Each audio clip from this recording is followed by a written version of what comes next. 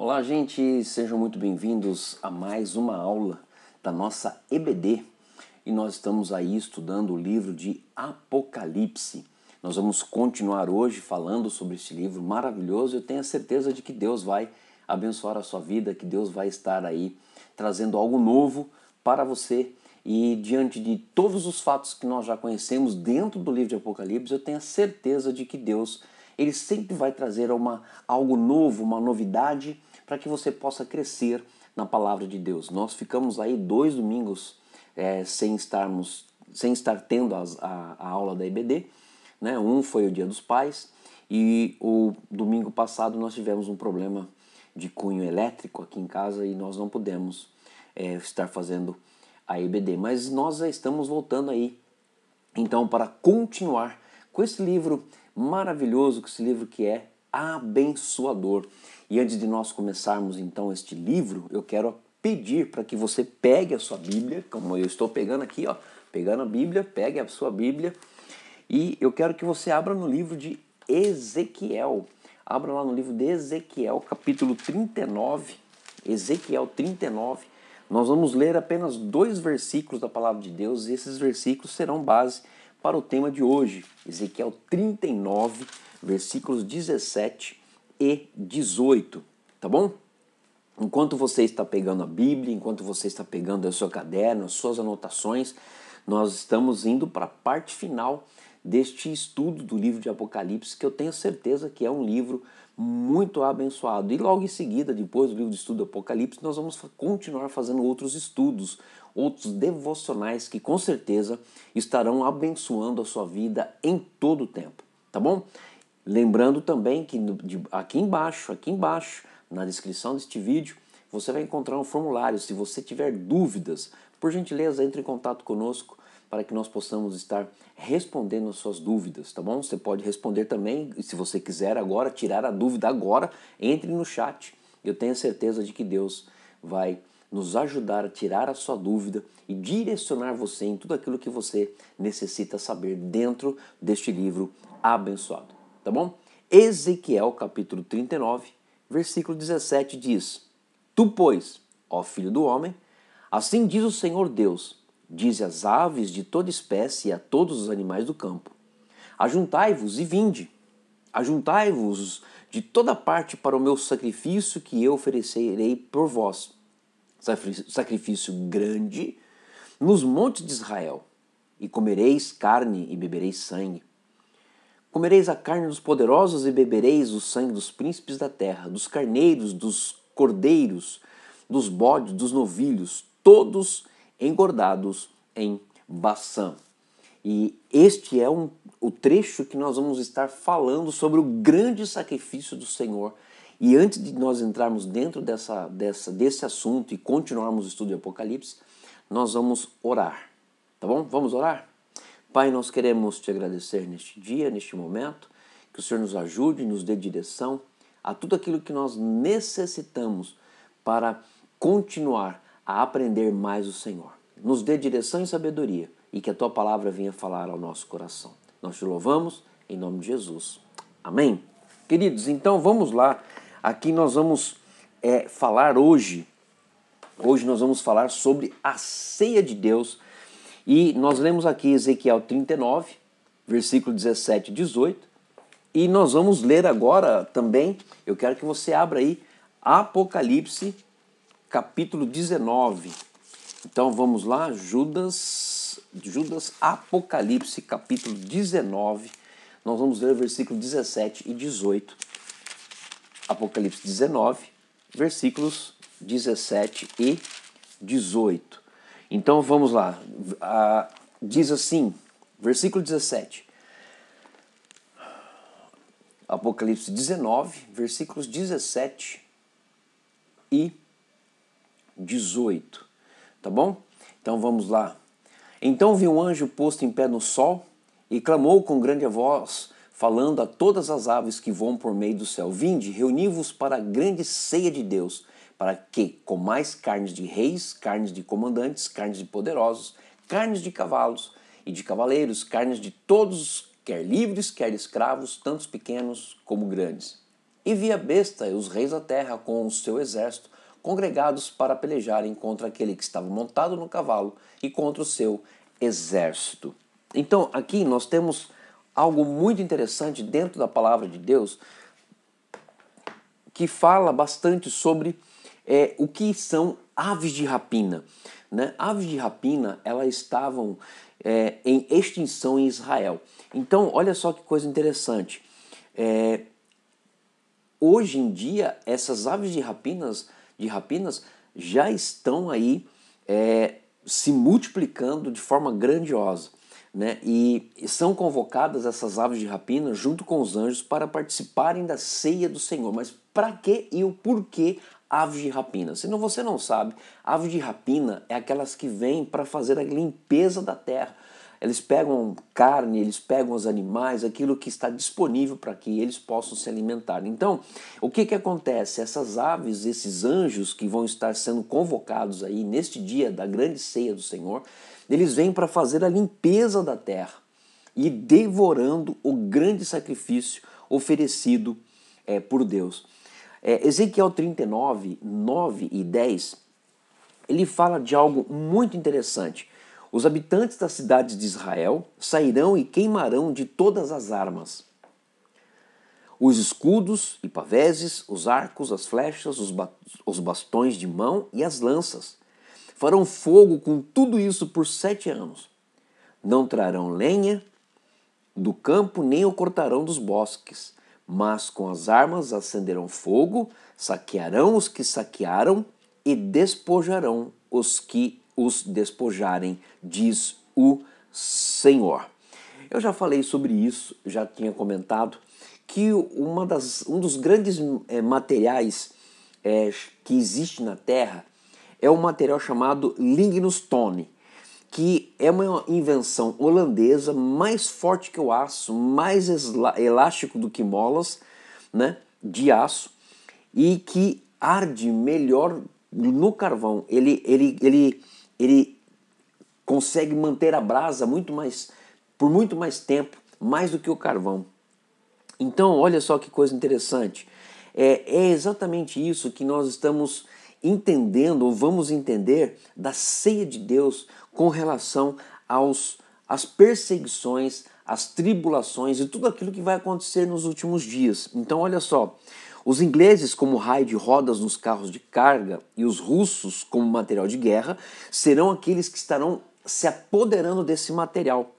E esse será o combustível de Israel por 7 anos. Então, quando você ouvir a palavra lignostone, essa é uma das grandes coisas que estarão acontecendo nesses dias, tá bom? Então a gente precisa estar atento com todas as coisas que estão acontecendo ao nosso redor. Então, o capítulo 18 e 19, de 1 a 6, fala sobre a queda da Grande Babilônia. Né? Ela vai cair e com ela vai cair todos os seus demônios, todo o covil desses demônios cairão, né? E toda espécie de espírito imundo também vai cair. Né? Por que vai cair a Babilônia? Vai cair a Babilônia porque ela se corrompeu. E ao se corromper, ela vai ser destruída.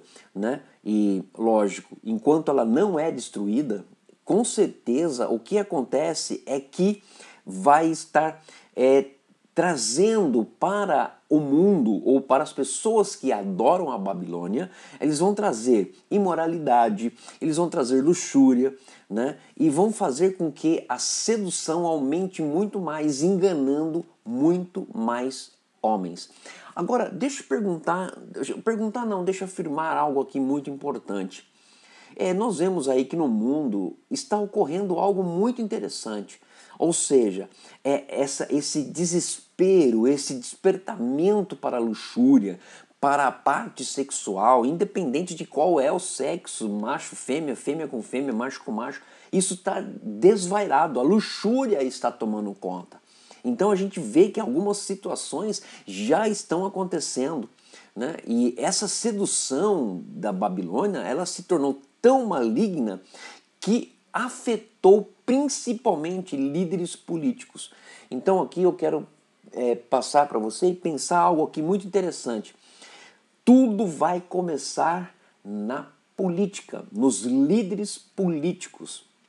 E você vê cada vez mais isso acontecendo na política. Você vê isso acontecendo assim absurdamente, de forma grandiosa dentro da política. Infelizmente, né? Mas olha só, no Apocalipse, toda essa adoração, essa prostituição, essa luxúria que estará acontecendo, né, até a queda da Babilônia, né, no Apocalipse, isso significa adorar a besta e não ao cordeiro, né? E isso faz com que você, adorando a besta, o poder, a riqueza, né, eles vão estar trazendo muito mais poder para que essa Babilônia se faça, não se faça, mas que ela esteja cada vez mais forte nos últimos dias antes de sua queda. Então, olha só que coisa interessante, né? Antes que o castigo venha, o povo de Deus é avisado para sair da cidade, né?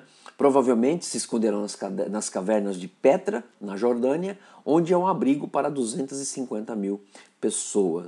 Então, assim, hoje as pessoas, assim, a Babilônia está dizendo: eu sou a rainha e eu estou sentada no trono. E essa Babilônia tem levado nações e mais nações a pensarem que eles não precisam de Deus. Esta é uma das grandes funções também da Babilônia, dizer que as nações, né, os líderes não precisam de Deus, mas precisam da besta e do anticristo para continuarem recebendo poder e riqueza. Então, olha só que coisa interessante que a gente tem que entender, né? E isso acontece nos dias de hoje por causa de riqueza e poder. Muitas vezes encontra-se aí a corrupção, encontra-se aí a riqueza ilícita, e isso traz com que a palavra de Deus se torne cada vez mais forte para nós nos dias atuais. Nós precisamos estar atentos ao que está acontecendo ao nosso redor.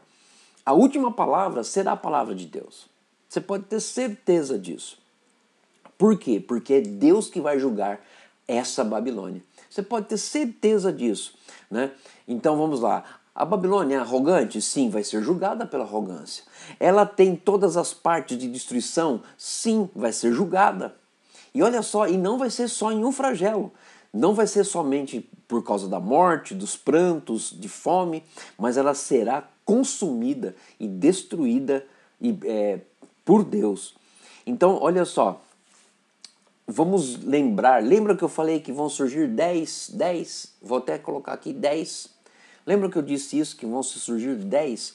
Então, esses 10 líderes que se levantarão e um vai comandar esses 10, eles também vão lamentar a morte da Babilônia.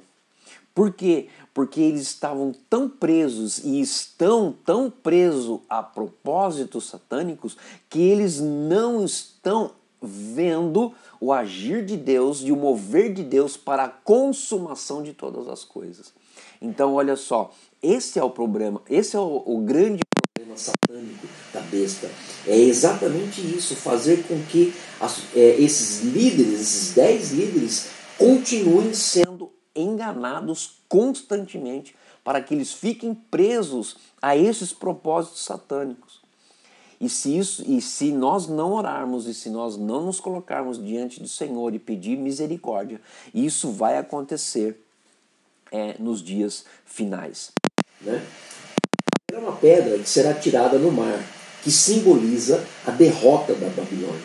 Né? O mar é o símbolo das nações gentias, inquietas e turbulentas, e a grande Babilônia é a expressão final da monarquia e do domínio gentio. Assim, não é difícil ver em Cristo a pedra tirada da montanha de Deus, destruindo uma civilização ímpia. Então, olha só, os céus, os anjos, os santos, apóstolos e profetas se unem num grande aleluia e comemoram a queda da Babilônia, porque significa o triunfo do reino de Deus. Veja bem, reino de Deus, ou Deus e o seu reino nunca foi derrotado. Mas por causa do pecado, implantou-se então a Babilônia, implantou-se o pecado, implantou-se várias coisas. E o que acontece é exatamente isso, que Deus não quer que as coisas continuem da forma que está. Por isso que Ele está dando oportunidade para as pessoas se converterem, para as pessoas estarem entregando a sua vida para Cristo. Mas olha só que quando for atirada a pedra, aí será o triunfo do reino de Deus. E olha só, uma afirmação dentro do comentário que a gente lê do Apocalipse diz que tudo ou todos que tentarem impedir o governo divino, todos e tudo que tentarem impedir o governo divino tem que ser removido. Será removido, queridos. Será removido. Pequenos e grandes, há um culto de adoração nos céus, pois reina o Senhor nosso Deus e todos são conclamados a louvarem, pequenos e grandes. Quando a vitória chegar, não haverá nenhum tipo de distinção, pequeno, médio, grande. Todos serão conclamados a louvarem a Deus e dizer para Deus que Deus é fiel. Amém? Olha só que coisa interessante, coisa maravilhosa que nós estamos aprendendo aí com relação à Babilônia. Gente, está acontecendo hoje. Está acontecendo hoje. A libertinagem, a liberdade que virou libertinagem, né? A prostituição, a luxúria, o sexo, vem se deturpando todo o propósito de Deus, mas engrandecendo o propósito da Babilônia, da grande meretriz. E isso vai envolver líderes políticos cada vez maior. No capítulo 19, de 7 a 10, nós vamos falar sobre as bodas do Cordeiro. Enquanto na terra há uma grande ceia, onde as aves são reunidas pelo anjo para devorarem a carne dos comandantes poderosos, cavalos e cavaleiros, no céu haverá uma grande celebração, né? Uma grande celebração das bodas do Cordeiro. O banquete das bodas do Cordeiro é a consumação do casamento de Cristo com a igreja, que é a sua esposa, né? Olha só, então vamos compreender aqui 3 estágios com relação a esse casamento. Primeiro, o noivado. O noivado nada é do que um compromisso legal quando os membros individuais do corpo de Cristo são salvos. Então aqui já existe isso. Se você está numa igreja, se você é salvo em Cristo, você já está na noiva de Cristo, você já está neste noivado. A vinda do esposo para buscar a sua esposa no arrebatamento da igreja é o segundo processo, é o segundo estágio. Primeiro, o noivado. Segundo, nós vemos aqui a vinda do esposo. Terceiro, o banquete do casamento. O banquete do casamento acontecerá em conexão com a segunda vinda de Cristo para estabelecer o seu reino milenal. E nós vamos aprender daqui a pouquinho sobre o milênio. Mas olha só que coisa interessante. As vestes de linho finíssimo são atos de justiça. Quando nós vemos isso na Bíblia, né? Atos de justiça dos santos são as obras de piedade e bondade produzidas pelo Espírito Santo quando o crente julga a carne e a entrega a Deus. Olha só que coisa maravilhosa, coisa linda isso. As vestes de linho finíssimo. Nada mais é do que ato de justiça dos santos. E nós precisamos estar dentro disso. João 3,29 diz: o que tem a noiva é o noivo. O que tem a noiva é o noivo. O amigo do noivo que está presente e o ouve, muito se regozija pela voz do noivo. Os amigos do noivo ali presentes deverão ser santos do Antigo Testamento que foram salvos pela fé na vinda do Messias e não pelo seu sangue. Aqui você entendeu?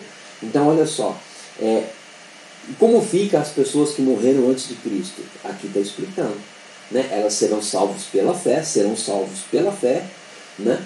e não pelo sangue de Cristo, porque não houve ainda o derramamento de sangue para a remissão de pecados. Então eles eram salvos pela fé. Ok? Em Lucas 22, de 7 a 19, nós não vamos ler todo esse trecho, porque são vários versículos, são 11 versículos, mas eu quero só passar para você aqui o que acontece aqui. Jesus envia 2 de seus discípulos para prepararem cuidadosamente e com antecedência o lugar escolhido. Era o primeiro andar de uma casa, mobiliada, de acordo com tal acontecimento. No verso 18, Jesus diz: pois vos digo que agora em diante não mais beberei do fruto da videira, até que venha o reino de Deus. Este momento é o momento em que nós começamos a nos preparar para a boda, para as bodas do Cordeiro. É a preparação para a última ceia. É a preparação para que nós possamos nos encontrar com o Senhor. E lá, nas bodas do Cordeiro, estarmos ali desfrutando de tudo. Mas para isso, nós temos que ter zelo com aquilo que nós estamos recebendo de Deus como cristãos.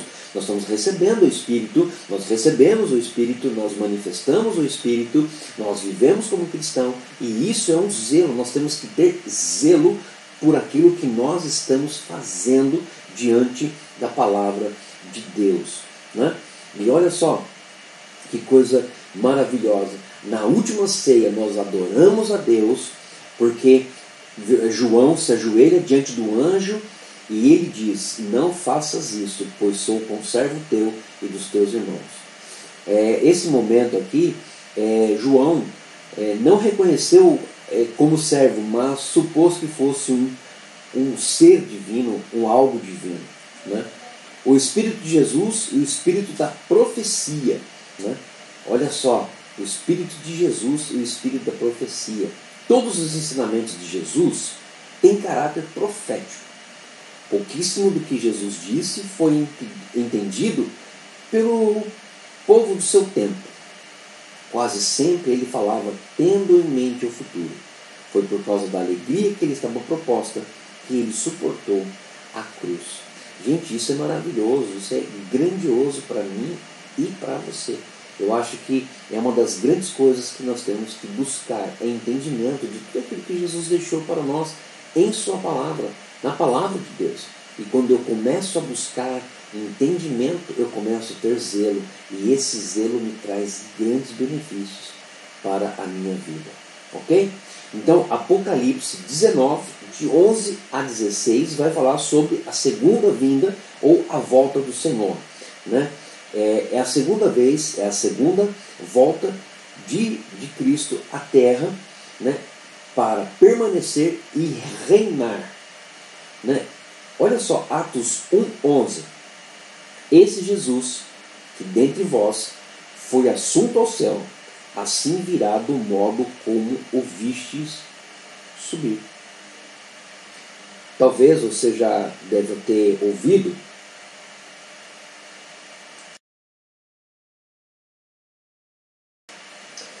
o seguinte: vi o céu aberto. Existem várias canções que falam sobre isso. Vi o céu aberto. Então vamos falar de algumas coisas importantes com relação a essa afirmação. No início da sua profecia, João viu uma porta aberta, da onde? No céu, e foi convidado a entrar para penetrar nos segredos divinos. No decorrer das suas visões, ele viu um templo no céu aberto, revelando a Arca da Aliança para os homens. 11:19, você vai ver isso também lá. Agora João ele vê o céu aberto para dar caminho para o Messias que vem vindo em triunfo. E aí entra algo muito interessante e muito importante da palavra de Deus. Virá montada em um cavalo branco. Aí fala, mas a gente fica procurando, ou a gente fica trazendo algumas coisas tipo: isso aqui é um mistério, isso aqui a gente quer tentar descobrir coisas que não está revelado na palavra. Então não tente buscar coisas que não estão na palavra. Tem coisas que nós não vamos descobrir. É mistério, isso nós vamos descobrir quando estivermos na glória. Mas olha só, os seus seguidores, os santos, também virão montados em cavalos brancos. O branco é o símbolo da retidão. Lembra que eu falei lá no passado, em algumas lições anteriores, se você quiser acompanhar alguma lição anterior, é só você entrar lá, você vai ver lá o canal, vai estar lá Dinei Moraes Oficial, você entra, você vai ver toda a lição do livro de Apocalipse ali disponível para você. O branco é símbolo de retidão. No passado eu falei um pouquinho sobre o cavalo branco, sobre o cavalo preto, sobre o cavalo amarelo, sobre o cavalo vermelho e o que cada um significava. O cavalo branco significa retidão. É por isso que Jesus vem num cavalo branco, eu acredito nisso, porque representa retidão, representa ele vindo em poder e em glória.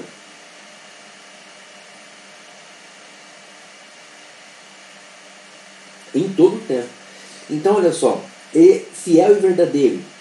Então, é um contraste com o cavalo, com o cavaleiro do cavalo de Apocalipse 6:2, que era falso e enganador. Este não. Jesus vai vir, ele é fiel e verdadeiro. Ele julga, peleja com justiça. Ele julga e peleja com justiça. As guerras feitas pelo anticristo serão motivadas pelo egoísmo, mas a guerra que será feita agora, com a vinda do Senhor Jesus montado num cavalo branco, será justa. Ele tem uma causa que é justa. Né? Para um mundo armado e rebelde, Cristo virá como guerreiro montado, como ministrador de justiça, como destruidor de todos os praticantes da maldade. Então, olha só aqui, existe uma coisa aqui, para um mundo armado e rebelde. O que eu estou dizendo aqui não é questão, algumas pessoas podem confundir, mas este mundo está armado, este mundo aqui, o pastor é a favor da arma, do armamento. Não estou falando isso, estou falando de um mundo armado. Este mundo está armado. Queridos, você pode ter certeza, se você entrar em qualquer notícia, se você entrar em qualquer tipo de situação que esteja confrontando a verdade, você vai ver que existe um grupo armado. E muitas vezes um grupo rebelde. E muitas vezes não é uma arma física, um revólver, um fuzil ou qualquer tipo de coisa. É a sua própria língua que vem para roubar, para matar e para destruir. Então nós temos que tomar muito cuidado com relação a isso. O mundo está armado. O mundo está armado. E nós temos que estar entendendo que Jesus vem para destruir este mundo que é rebelde e que está armado. E esta causa é justa. Pode ter certeza disso. Seus olhos são como chama de fogo. O olhar que tudo perscruta. A vida humana está cheia de mistérios e enigmas sem solução. Isso é fato. Se você entrar em qualquer canal de ciência, você vai ver que existem coisas que não estão ainda descobertas. A ciência ainda não descobriu. Mas os olhos de Cristo passam por tudo. Tudo. Nada lhe é oculto. Nada lhe é oculto. É por isso que nos dá muita sensação de segurança naquilo de quem nós somos e a que reino nós pertencemos. Os olhos de Deus estão em todos os lugares. E os olhos de Cristo, nada lhe é oculto. Eu posso abrir aqui um parênteses rapidamente. Muitas vezes nós estamos pensando, muitas vezes nós estamos falando, muitas vezes nós estamos sentindo algo muito difícil e muito triste. Mas, queridos, independente do que fazem com você, ou de que vão fazer com você, nada é oculto aos olhos de Deus, e muito menos aos olhos de Cristo. Deus tudo vê. Deus sabe tudo. Ele sabe quem te magoa. Ele sabe quem está magoando. Ele sabe o que estão fazendo com você. Ele sabe quais são as pessoas que estão te enganando. Nada é oculto aos olhos do Senhor. Na sua cabeça havia muitos diademas. Jesus virá como vitorioso, irmãos. Vitorioso, vencedor de muitas batalhas. E ele vem para dar o final de tudo. Ele vem para acabar com tudo. Ele é o possuidor de muitas soberanias obtidas pelo seu valor e seu poder. Cada gota de sangue que Jesus verteu ali na cruz valeu a pena. Nenhuma foi em vão. Nenhuma foi em vão. Tem um nome escrito que ninguém conhece, senão Ele mesmo. Cristo terá um nome por demais maravilhoso para que alguém o entenda, porquanto o seu nome está acima de todo nome. Está acima de todo nome. Queridos, é o nome de Jesus. Nome lindo, nome maravilhoso, mas este nome escrito que ninguém conhece, senão Ele mesmo, é um nome poderoso. E olha só o que diz aqui. Eu quero ler para você Apocalipse 2,17, que diz aqui que um novo nome foi prometido para você também. Ao vencedor dar-lhe-ei uma pedrinha branca, sobre esta pedrinha é escrito um novo nome, o qual ninguém conhece, exceto aquele que o recebe. Glória a Deus. Aleluia. Vestido como um manto tinto de sangue. Então, olha só, o manto tinto de sangue refere-se às lutas, às batalhas, os conflitos que ocorreram e estão ocorrendo hoje. Não está aqui falando basicamente ou do seu próprio sangue que verteu na cruz, mas aqui está falando sobre alguém que sujou a sua roupa pelos conflitos, né, e pelas batalhas. E Cristo aqui representado como um guerreiro dominador do mal. Não como redentor, mas dominador do mal. Embora a batalha ainda não começou, Cristo é apresentado como guerreiro antes mesmo da batalha começar. E isso nos garante a vitória. Todos os dias. Sai da sua boca uma espada afiada. Por que isso tem a ver? O que isso tem a ver dentro do livro de Apocalipse para nós? Olha só, Cristo fala. Você concorda com isso? Cristo fala. E assim se sucede. Cristo fala e assim se sucede. Quando os soldados saíram para prendê-lo no Getsêmani e Jesus disse, sou eu, eles recuaram e caíram por terra. Está lá em João 18,6. Olha só que coisa interessante. Somente essa declaração provocou tal reação inimaginável diante daquele exército que veio para pegar Jesus, lá no Getsêmani. Então olha só que coisa interessante, se apenas essa declaração, sou eu, eles recuaram e caíram em terra, agora você imagine a reação quando ele vier com seus exércitos, com seu exército, para pisar aos pés o lagar do furor da cólera de Deus. Ou seja, a única espada ou a única arma que será usada nesta batalha será a espada afiada de dois gumes, que nada mais é do que a palavra de Deus. Então olha só, nós estamos aqui pensando exatamente sobre isso. Cristo fala e aquilo que ele fala sucede. Muitas vezes nós precisamos entender isso, porque tudo aquilo que está na palavra de Deus é poder. É poder. E aquilo que está escrito pode acontecer. E vai acontecer no momento de Deus e na hora de Deus. Então, vamos recordar um pouquinho, antes da vinda de Cristo vai acontecer o quê? Terremotos gigantescos, grande saraivada. Satanás haverá reunido os exércitos no mundo em Armagedon, preparando-se para a batalha da terra. A narrativa foi interrompida para a batalha na terra.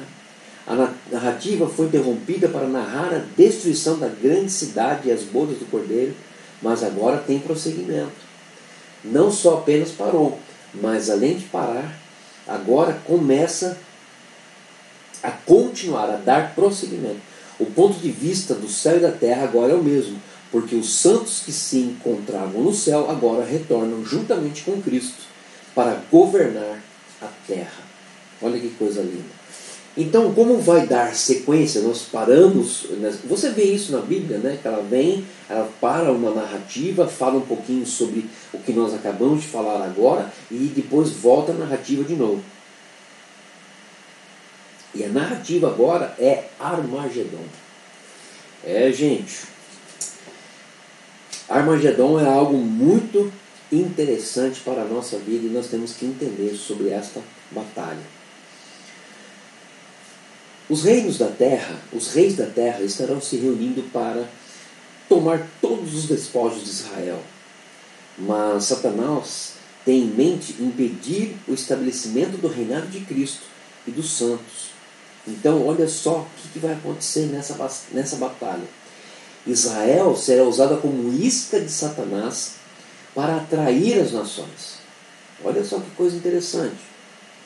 Então, veja bem, Zacarias 13, 8 e 9.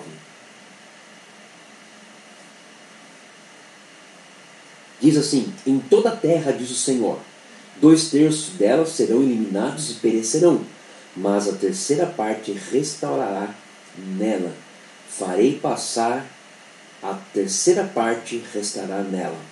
Farei passar a terceira parte pelo fogo e a purificarei como se purifica a prata e a provarei como se prova o ouro. A profecia de Zacarias 14, de 1 a 4, que essa profecia aconteceu 500 anos antes de Cristo, diz o seguinte: o Senhor voltará no mesmo lugar em que subiu, quando se levou aos céus. Esse Jesus que dentre vós foi assunto ao céu, assim virá do mesmo modo como o viste subir, como está em Atos 1:11, isto é, no Monte das Oliveiras. Então, olha só, Jesus fez essa declaração em Mateus 26:14. Olha só o que Jesus declarou: vereis o Filho do Altíssimo assentado à direita do Todo-Poderoso e vindo sobre as nuvens. Mateus 24:27. Seu regresso será súbito, ok? O regresso de Jesus será súbito. Então, olha só, assim como o relâmpago sai do Oriente e se mostra no Ocidente, assim há de ser a vinda do Filho do Homem. Queridos, isso daqui para mim é algo maravilhoso e fantástico da palavra de Deus, porque isso é sinal gigantesco da visão celestial de Jesus. Que ele viu isso, ele sabia de tudo isso e ele passou isso para os seus discípulos, que levaram isso à frente. Então, olha só, isso explica que todos, de repente, saberão do que se trata, vendo as cicatrizes e os ferimentos lá na cruz. Zacarias 12, versículo 10 diz assim: olharão para mim os israelitas crentes, tá bom? E a quem traspassaram, pranteá-lo-ão como que pranteia por um unigênito. Então, Jesus, ele já sabia de tudo isso que estava acontecendo. E aí o que aconteceu, queridos? Aconteceu exatamente o que eu e você estamos aprendendo aqui. Isso vai ser de repente. E de repente nós vamos ver isso acontecendo nas nossas vidas. Muitas passagens falam sobre a vinda de Cristo.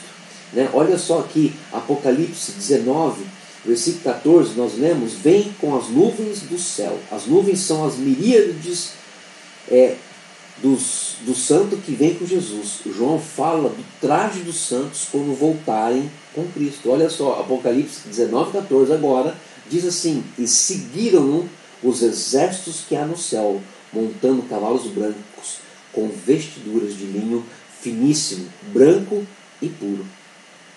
Então isso significa que quando você olhar a nuvem branca do céu, pode ser que ali esteja Jesus voltando com todos os santos. Mas eu gostaria de estar voltando com ele.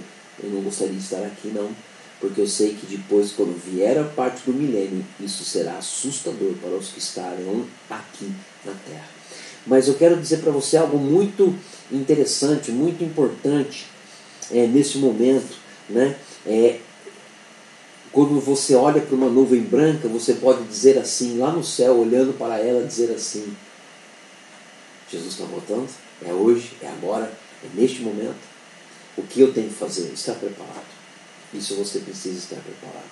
Ok? Segundo Zacarias, as nações se ajuntarão para a peleja contra Jerusalém. Os judeus estão à beira do aniquilamento. Então o Senhor sairá para batalhar por eles e salvá-los. Né? Então, agora tem uma parte muito interessante que você precisa saber aqui. Né? Os pés de Jesus pisará primeiro o lugar que eles pisaram por último, ao se afastarem da terra, isto é, o Monte das Oliveiras. Este monte se fenderá pelo meio por força de um tremendo terremoto, no instante em que os pés de Jesus tocarem nele. A fenda gigantesca se estenderá, abrirá-se-á do oriente ao ocidente, ao meio do monte. Para o oriente, irá ter a extremidade do Mar Morto, e para o ocidente, o mar Mediterrâneo. Então, olha só uma coisa interessante aqui. Isso aqui é um detalhe, é apenas um detalhe para que você possa entender isso. Há muito tempo atrás, uma companhia petrolífera, ao efetuar estudos sísmicos nesta área, ou seja, a área de Jerusalém, dos Monte das Oliveiras, descobriu uma gigantesca paráclase, no sentido leste-oeste, bem no centro do Monte das Oliveiras. A falha é tão séria que pode fender-se em qualquer tempo. Está só esperando os pés de Jesus. Gente, isso aqui é um detalhe de uma empresa petrolífera que fez um estudo de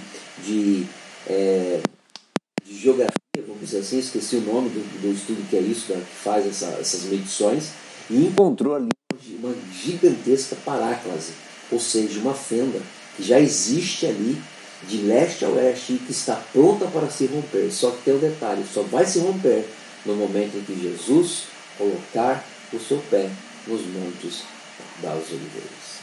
Então, olha só, os judeus crentes que se converterão correrão para essa fenda em vez de fugir dela. Eles reconhecerão essa profecia e verão que o Senhor abriu essa caverna gigantesca para protegê-los dentro dela da terrível devastação que irá desabar sobre os exércitos ímpios. Será essa caverna como um tipo de abrigo antiaéreo. A natureza das forças que o Senhor vai desatar nesse dia contra os exércitos está descrita em Zacarias 14, versículo 12. Vamos ler? Vamos pegar aqui, vamos dar uma lidinha, só para a gente ver o que realmente está dizendo aqui a Bíblia. Então, Zacarias, vamos lá em Zacarias.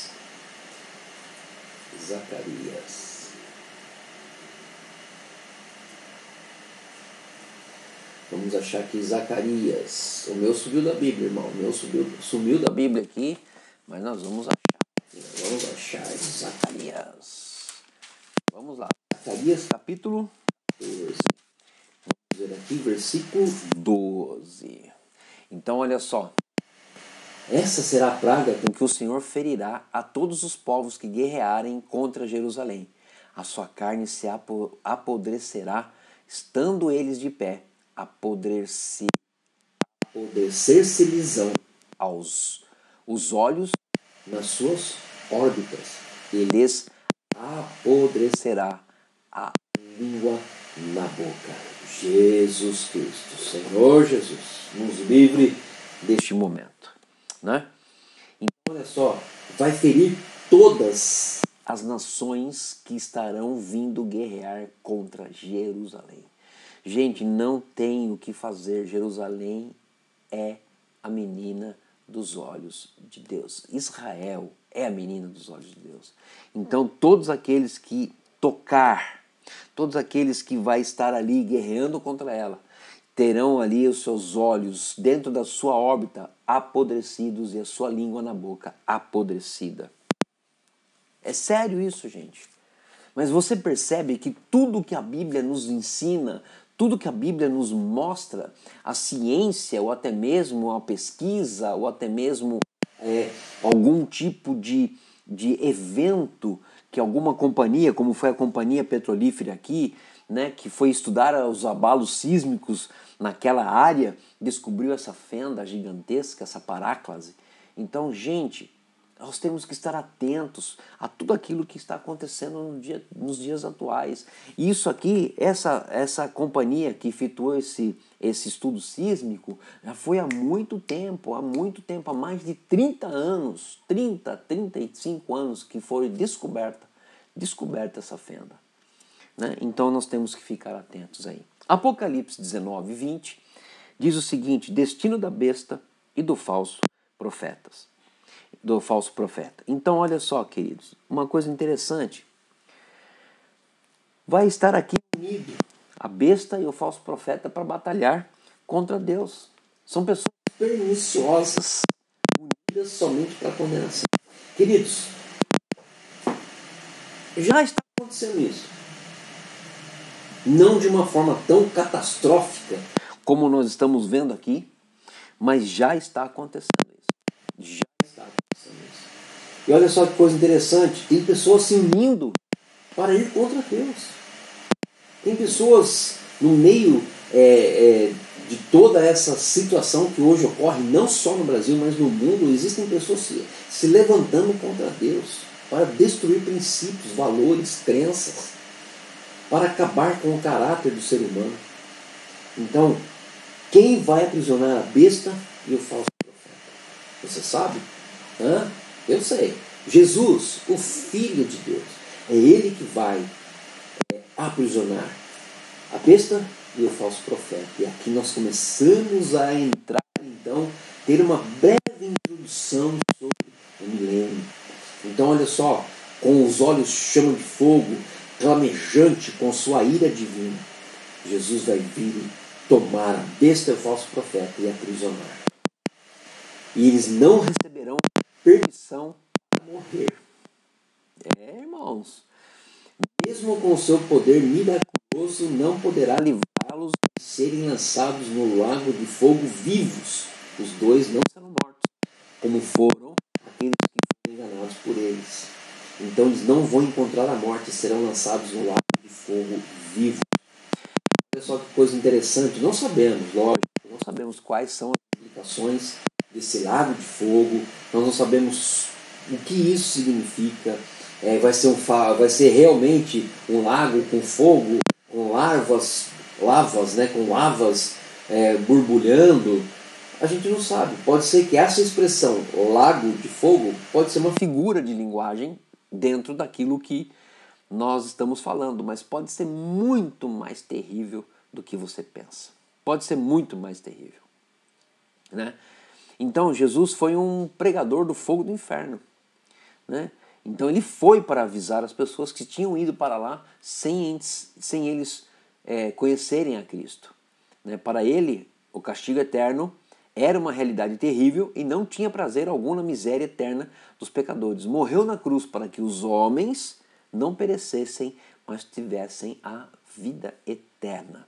Então olha só, os dois juntos, a besta e o falso profeta, eles vão lutar contra Deus. E Jesus, ele vai vir e aprisionar a besta e o falso profeta, essas duas pessoas, essas duas coisas que estarão acontecendo. E através disso, olha só, vamos lá, Apocalipse 20, versículo 1 a 3. Versículo 20, de 1 a 3. Eu vou ler aqui porque é importante a gente ler, para que você possa estar sintonizado dentro da palavra de Deus o que está acontecendo. Então vi descer do céu um anjo que tinha na mão a chave do abismo e uma grande corrente. Ele segurou o dragão, a antiga serpente, que é o diabo, Satanás, e o prendeu por 1000 anos. Lançou-o no abismo, fechou-o e pôs selos sobre ele para que não mais enganasse as nações até que completassem os 1000 anos. Depois disso, é necessário que ele seja solto por pouco tempo. Queridos, então aqui existe uma coisa importante. Eu vou me atentar aqui a alguma coisa interessante para que você grife na sua Bíblia aí Então, olha só.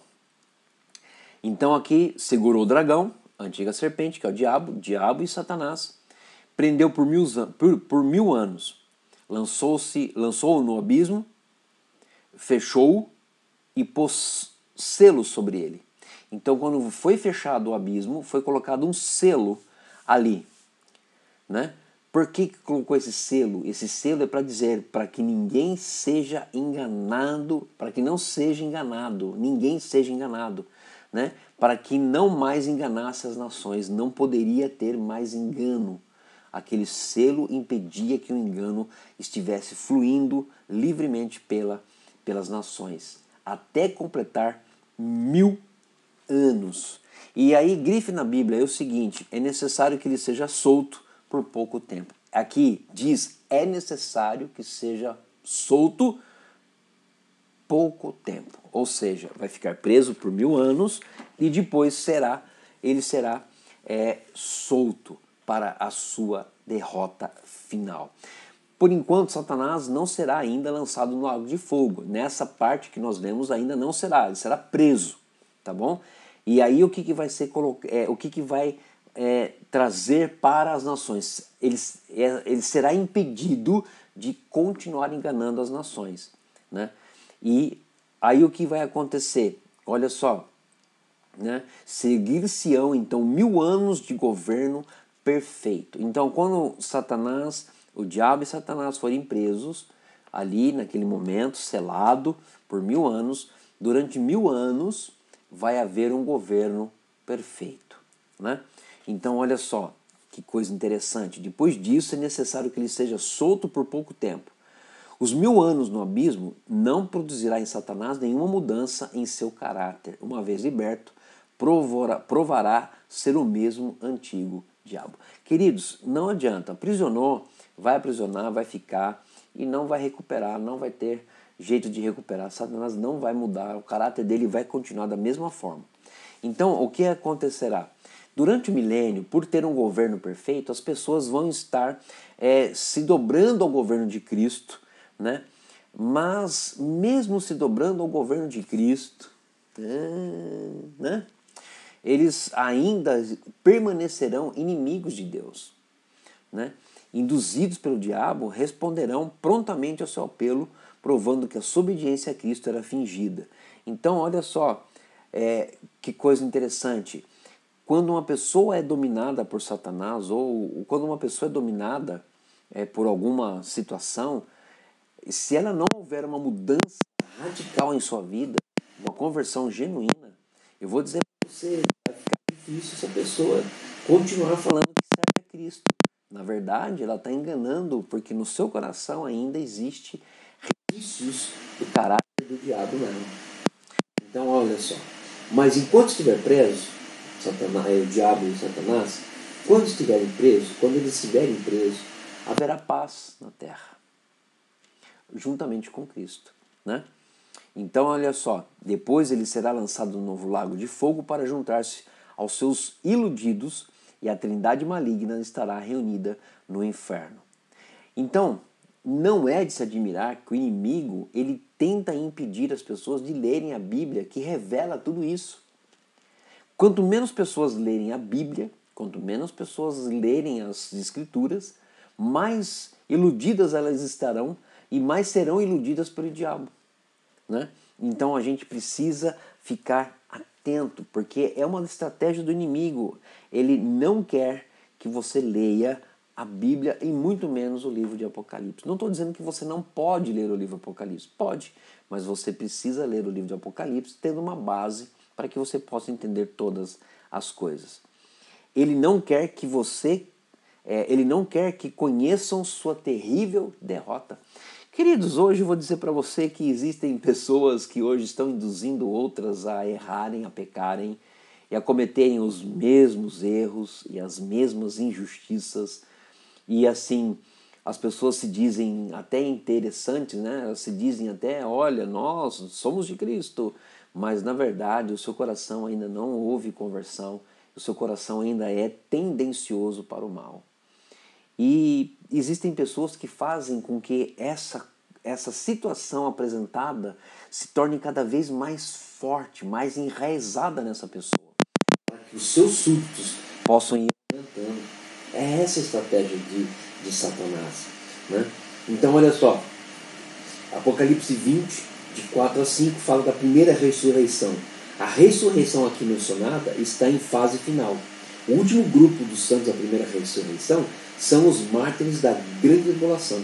Eles ressuscitam antes do milênio, com os últimos integrantes da primeira ressurreição. São os rabiscos da colheita. A ressurreição não estaria completa sem esses mártires. Se você olhar aqui e pegar a sua Bíblia, vai ver que isso vai falar lá em Apocalipse. Eu já falei isso em algum momento, em algumas outras lições, né? Então aqui olha só que coisa interessante. Vamos lá, Apocalipse 20, de 4 a 5. Então diz assim: vi também tronos, e nesses sentaram-se aqueles aos quais foi dada autoridade de julgar. Vi ainda as almas dos decapitados por causa do testemunho de Jesus, bem como por causa da palavra de Deus, tantos quantos não adoraram a besta, nem tampouco a sua imagem, e não receberam a marca na fronte e na sua mão, e viveram e reinaram com Cristo durante 1000 anos. Versículo 5. O restante dos mortos não reviveram até que se completassem 1000 anos. Esta é a primeira ressurreição. Então olha só que coisa linda da palavra de Deus. Eu acho isso fantástico, né? Então vai ter essa ressurreição. E não seria completa se aquelas pessoas que morreram por Cristo não recebessem também a ressurreição. Então é isso que esses versículos estão falando. Apocalipse 26, o restante dos mortos, ele fala sobre a primeira ressurreição, inclui todos os santos e mártires. Os restantes dos mortos são todos os que não conheceram e nem creram em Cristo. Eles ressurgem depois do milênio para enfrentarem o julgamento diante do trono de Deus. Queridos, isso aqui é um fato que nós precisamos estar atentos. Vai haver a ressurreição dos santos, vai haver a ressurreição daqueles que não conheceram a Cristo. Nós vamos passar pelo julgamento, sim, mas aqueles que não conheceram a Cristo terão um julgamento muito mais severo. E nós temos que entender essa parte, tá bom? Queridos, nós vamos então entrar, não hoje, mas nós vamos já estar aí, nós estamos caminhando, falta dois capítulozinhos só para terminar o livro de Apocalipse, acho que na próxima aula nós já terminamos. Então olha só, nós vamos falar sobre o milênio, né? E quem participará do reino de Cristo? Você sabe quem vai participar do reino glorioso de Cristo? Os santos glorificados, os judeus que estiverem vivendo sobre a terra, os gentios que sobreviverem à grande tribulação. Então olha só que coisa interessante, o milênio vai ter coisas acontecendo, e coisas boas, né?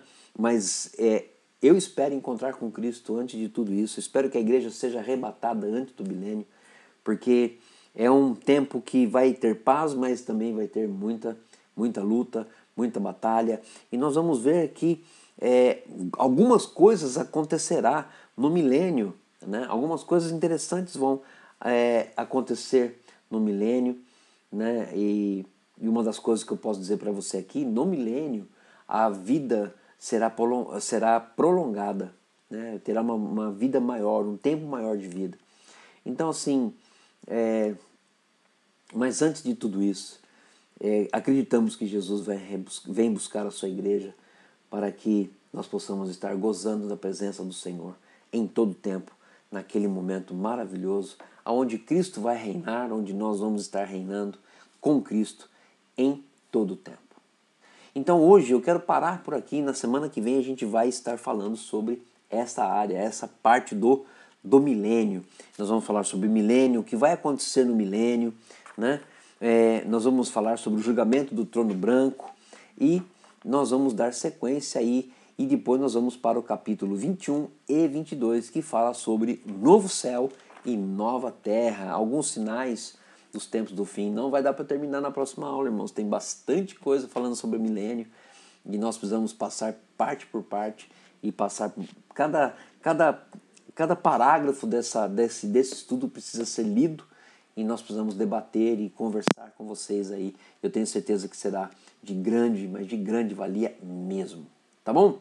Que Deus possa abençoar a sua vida, que Deus abençoe o seu dia na presença do Senhor e que cada dia mais Cristo possa ser o seu Senhor, o seu Salvador. E se você está me ouvindo, se você está neste momento assistindo essa transmissão e ainda não conhece a Cristo e deseja entregar a sua vida para Cristo e gozar de todos os benefícios que nós temos como cristão na presença de Deus, deixe o seu comentário, escreva lá, eu quero aceitar a Cristo, nós vamos orar por você, deixe o seu telefone, nós vamos entrar em contato com você e eu tenho certeza de que Deus vai recebê-lo de braços abertos lá no céu.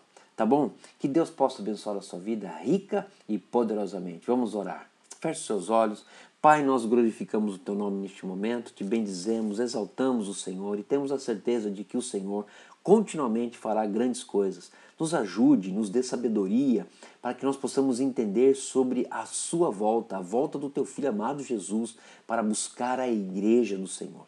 Pai, nos ajude, nos dê sabedoria, nos dê entendimento para que nós possamos estar atentos a todas as coisas que estão acontecendo ao nosso redor. Abençoamos, ó Deus, a vida de cada pessoa que está nos assistindo, a família, e temos a certeza de que as bênçãos do Senhor estarão sendo derramadas sobre cada um. Nós te louvamos e te bendizemos em nome de Jesus. Amém e amém. Queridos, Deus abençoe a sua vida, Deus abençoe a sua família. Mais uma vez, que Deus possa fazer aí deste momento um momento ímpar na sua vida. Uma boa semana, uma boa estada aí com seus familiares no dia de hoje e que dia a dia você possa crer que o melhor do Senhor ainda está por vir. Agindo Deus, quem impedirá? E se Deus é por nós, quem será contra nós? Nada e nem ninguém. Deus abençoe, fique na paz e até breve, em nome do Senhor Jesus. Tchau, gente. Deus abençoe.